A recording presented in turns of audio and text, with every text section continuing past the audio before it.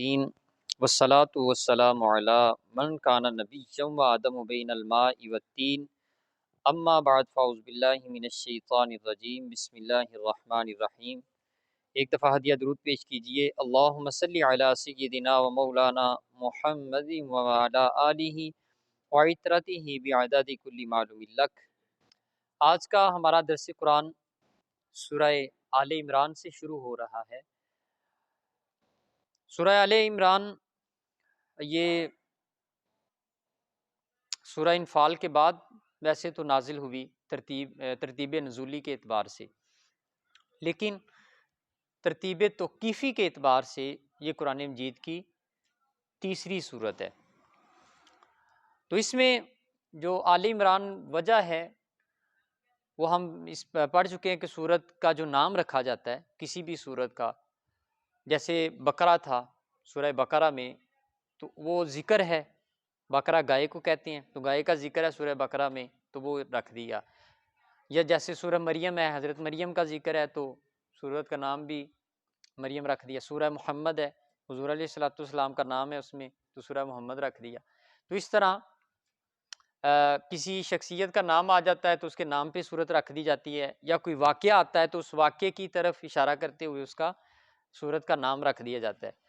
تو آل عمران جو ہے اس میں حضرت عیسیٰ، حضرت یحییٰ، حضرت مریم اور ان کی والدہ اور حضرت عمران ان کی یہ زوجہ شامل ہیں، اور ان کی آگے آل، ان لوگوں کو آل عمران کہا جاتا ہے۔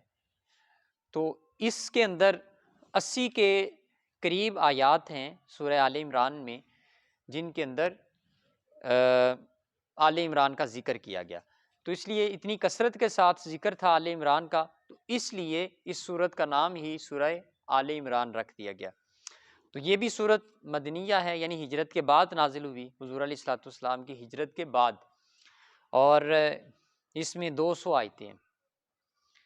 بسم اللہ الرحمن الرحیم، اللہ کے نام سے شروع جو بڑا مہربان نہایت رحم والا ہے۔ الف لام میم، یہ حروف مقطعات ہیں۔ سورہ بقرہ بھی انہی حروف سے شروع ہوتی ہے، الف لام میم، اور یہ بھی الف لام میم ان سے شروع ہو رہی ہے۔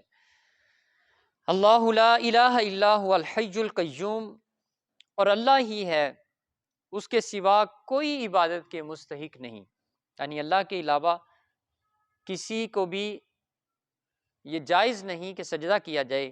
الحی القیوم، وہ ہمیشہ سے زندہ ہے اور ہمیشہ قائم رہنے والا ہے، یعنی ہم زندہ ہیں، ہم بھی حی ہیں، یہ حی جو صفت ہے یہ ہم میں بھی ابھی پائی جا رہی ہے، لیکن ہمارا جو حی ہونا ہے وہ یہ ہے کہ ہم پہلے نہیں تھے، اب ہیں، بعد میں نہیں ہوں گے۔ کئی ہم سے پہلے جو گزر چکے ان کے ساتھ بھی یہی معاملہ ہے کہ وہ پہلے نہیں تھے، پھر تھے، پھر نہیں ہوں گے، لیکن اللہ کی ذات جو حی ہے وہ ہمیشہ سے تھی، ابھی بھی ہے اور ہمیشہ رہے گی، اور وہ قائم ہے ہمیشہ سے، اس کی ذات میں کوئی تغیر اور تبدل نہیں ہے۔ انسانی یا اس کے علاوہ جو بھی اجسام ہیں، نباتات ہیں، جمادات ہیں، حیوانات ہیں، انسانات ہیں، ان کی جو جسامت ہے وہ چاہے جاندار ہے یا بے جان، اس کی جسامت میں اتار چڑھاؤ آتا ہے۔ یعنی اگر انسان کی بات کی جائے تو بچپن سے اتنا چھوٹا سا ہوتا ہے، پھر آہستہ آہستہ آہستہ آہستہ بڑا، پھر جسم نحیف کمزور ہوتے ہوتے پھر آخر میں قبر میں چلا جاتا ہے۔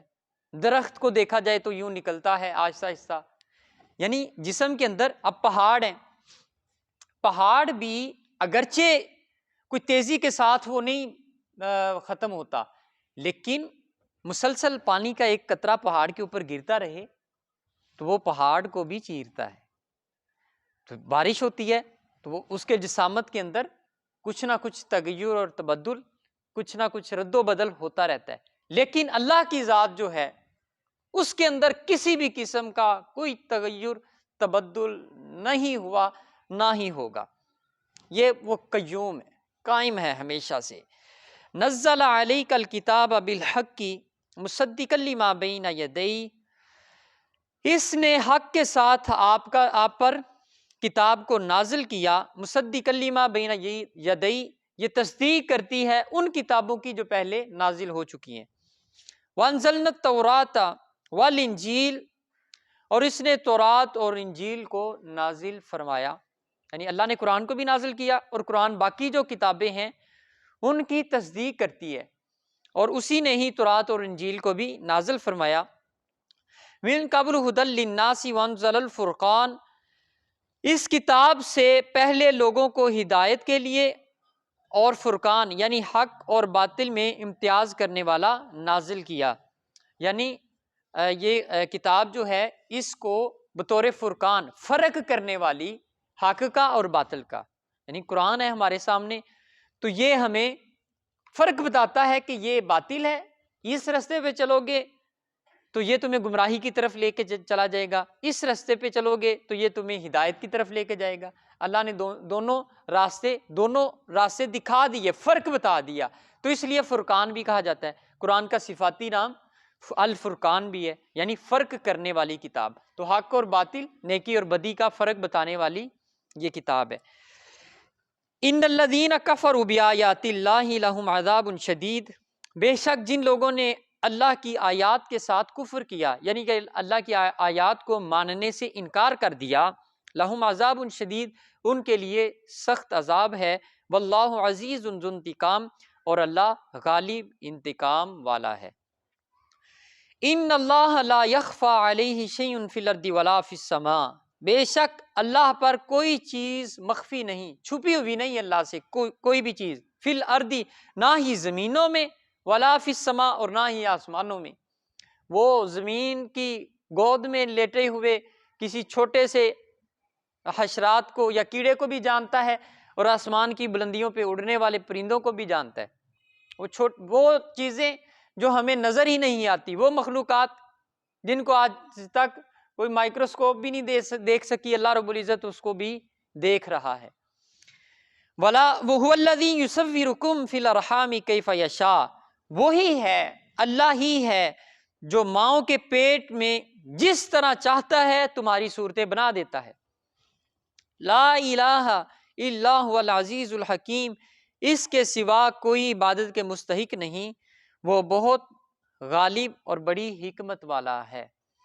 تو یہ جو آیت ہے، ان آیات کا جو شان نزول ہے وہ یہ تھا کہ اس میں آگے بھی جا کے نجران کے کچھ عیسائیوں کا ذکر آئے گا جو حضور علیہ الصلوۃ والسلام سے بات چیت کرنے آئے تھے کہ حضرت عیسیٰ علیہ السلام اللہ کے بیٹے ہیں، تو ان کے حوالے سے یہ آیات نازل ہوئی۔ حضور علیہ الصلوۃ والسلام نے ان کے ساتھ بات چیت کی، ان کے سامنے خطبہ ارشاد فرمایا، اور آپ نے کہا کیا تم جانتے نہیں کہ ہمارا رب ہر چیز کو قائم کرنے والا ہے اور اس کی حفاظت کرنے والا ہے اور رزق دینے والا ہے؟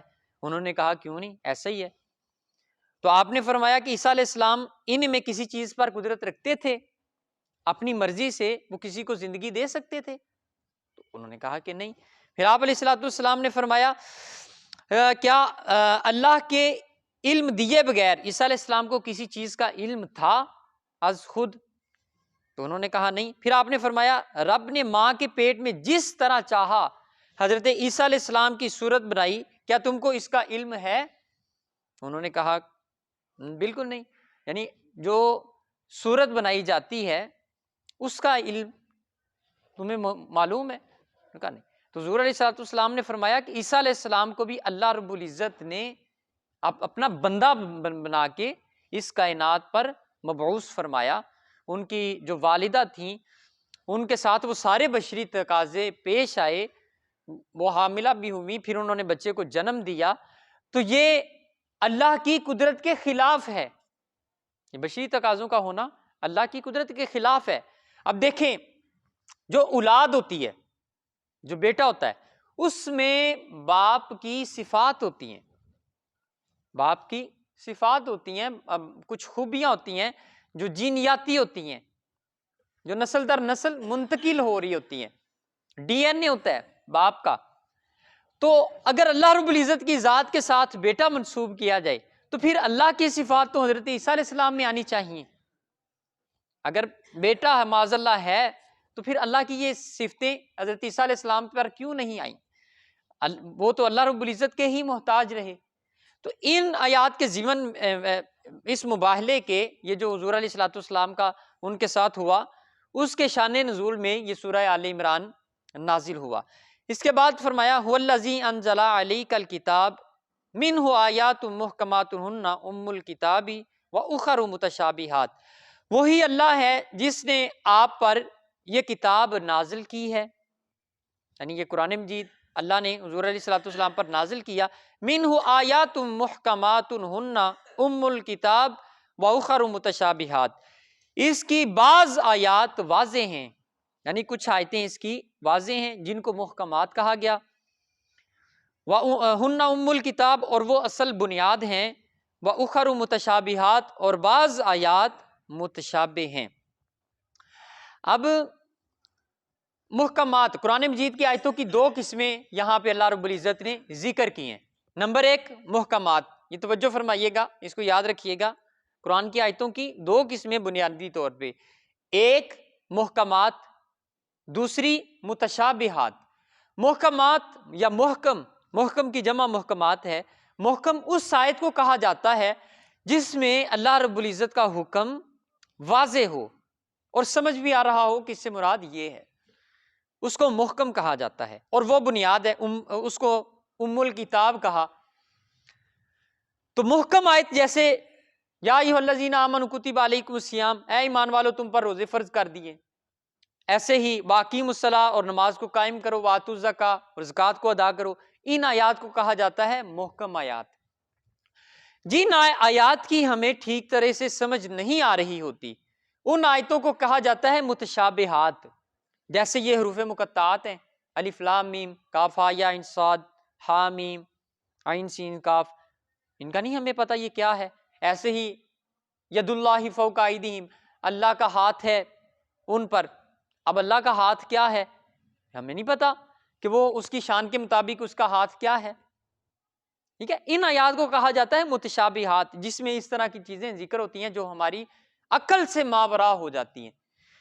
تو ان کا ذکر کیا کہ اللہ رب العزت اس آیت میں یہ فرما رہے ہیں کہ قرآن ہم نے نازل کیا، اس کی کچھ آیتیں محکم ہیں، یعنی جو انڈرسٹوڈ ہے، جس کا حکم، جس کا مفہوم سمجھا جا رہا ہے، آسانی سے سمجھ آ رہا ہے. کچھ آیتیں متشابہات ہیں. فَأَمَّا الَّذِينَ فِي قُلُوبِهِمْ زَيْغٌ فَيَتَّبِعُونَ مَا تَشَابَهَ مِنْهُ ابْتِغَاءَ الْفِتْنَةِ وَابْتِغَاءَ تَأْوِيلِهِ. سو جن لوگوں کے دلوں میں کجی ہے فتنہ جوئی کے لیے، یعنی جن لوگوں کے دل میں کچھ منافقت ہوتی ہے، وہ فتنہ جوئی کے لیے اور متشابہ کا محمل نکالنے کے لیے آیت متشابہ کے در پہ رہتے ہیں. یعنی وہ آیت متشابہات سے اپنی مرضی کے مفہوم نکال کر وہ کہتے ہیں کہ قرآن مجید کے اوپر اعتراضات کرتے ہیں. وَمَا يَعْلَمُ تَأْوِيلُهُ إِلَّا اللَّهُ، حالانکہ متشابہ کے محمل کو اللہ رب العزت کے سوا بہتر کوئی بھی نہیں جانتا. یعنی اس کی مراد، جو حقیقی مراد ہے وہ اللہ ہی جانتا ہے.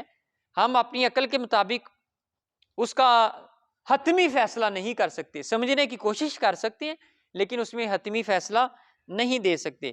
وَالرَّاسِخُونَ فِي الْعِلْمِ يَقُولُونَ آمَنَّا بِهِ، اور اللہ رب العزت فرماتے ہیں کہ جن کو علم کے اندر ہم مہارت دیتے ہیں، جو ماہر علماء ہیں، راسخ العلم والراسخون فی العلم، جن کے اندر علم سرایت کر گیا، راسخ ہو گئے، یقولون، وہ یہ کہتے ہیں قرآن کو پڑھنے کے بعد، آمنا بھی، ہم اس پر ایمان لے کے آگے. یعنی اب ہمیں نہیں پتا کہ الف لام میم کیا ہے، لیکن آمنا بھی، ہم اس پہ ایمان لے کے آگے. کل من عند ربنا، سب ہمارے رب کی طرف سے ہے، یہ ہمارے رب کی طرف سے نازل ہوا. وما یذکر الا اولو الالباب، اور صرف عقل والے ہی نصیحت کو قبول کرتے ہیں، نصیحت کو عقل والے ہی قبول کرتے ہیں. اس کے بعد فرمایا ربنا لا تزغ قلوبنا بعد اذ ہدیتنا وہب لنا من لدنک رحمہ. اور جو صاحب ایمان لوگ ہیں، جو ہدایت پر آ چکے ہیں، وہ یہ کہتے ہیں ربنا، اے ہمارے رب، لا تزغ قلوبنا، ہمارے دلوں کو ٹیڑھا مت کرنا، پھیرنا مت، بعد اذ ہدیتنا، جب ہم ہدایت پر آ چکے، یعنی ہم ہدایت پر آ چکے ہیں، اب ہمیں ہدایت سے نہ ہٹانا۔ وَهَبْ لَنَا مِن لَّدُنْكَ رَحْمَةً، اور ہمیں اپنے پاس سے رحمت عطا فرما، ہم پہ اپنی خصوصی رحمت فرما۔ اِنَّكَ أَنتَ الْوَهَّابُ، بے شک تو بہت عطا فرمانے والا ہے۔ رَبَّنَا إِنَّكَ جَامِعُ النَّاسِ لِيَوْمٍ لَا رَيْبَ فِيهِ، اے ہمارے رب بے شک تو لوگوں کو اس دن جمع فرمانے والا ہے جس کے وقوع میں شک نہیں، یعنی اس میں اقرار کر رہا ہے ایک صاحب ایمان کہ تو ایک دن جمع کرے گا لوگوں کو، یعنی قیامت والے دن، اور ہم اس قیامت کے دن پر ایمان رکھتے ہیں، اس میں کوئی شک نہیں کرتے۔ ان اللہ لا یخلف المیعاد، بے شک اللہ اپنے وعدے کے خلاف نہیں کرتا۔ انشاءاللہ العزیز اس سے آگے کل شروع کریں گے۔ تو اس میں یہ اصل میں جو سورہ آل عمران کا شان نزول ہے وہ حقیقی باتیں وہ آگے شروع ہوں گی۔ یہاں ان آیات میں اللہ رب العزت نے اپنی وحدانیت کا حسب روایت جو ہے وہ اقرار کیا، یاد دلایا، اپنی صفات کا ذکر کیا۔ اس کے بعد آگے جا کے وہ دوسری جو ہے وہ جس ضمن میں یہ سورہ آل عمران کا نام رکھا گیا، آل عمران کے حالات و واقعات، حضرت مریم علیہ السلام کا ذکر ہے اور ان کی آل کا۔ تو انشاءاللہ العزیز وہ کل ہم اس کو بھی شروع کریں گے۔ دعا ہے جو کچھ بھی آج ہم نے پڑھا سنا سمجھا، اللہ رب العزت اس پہ عمل کی توفیق عطا فرمائے۔ وما توفیقی الا باللہ۔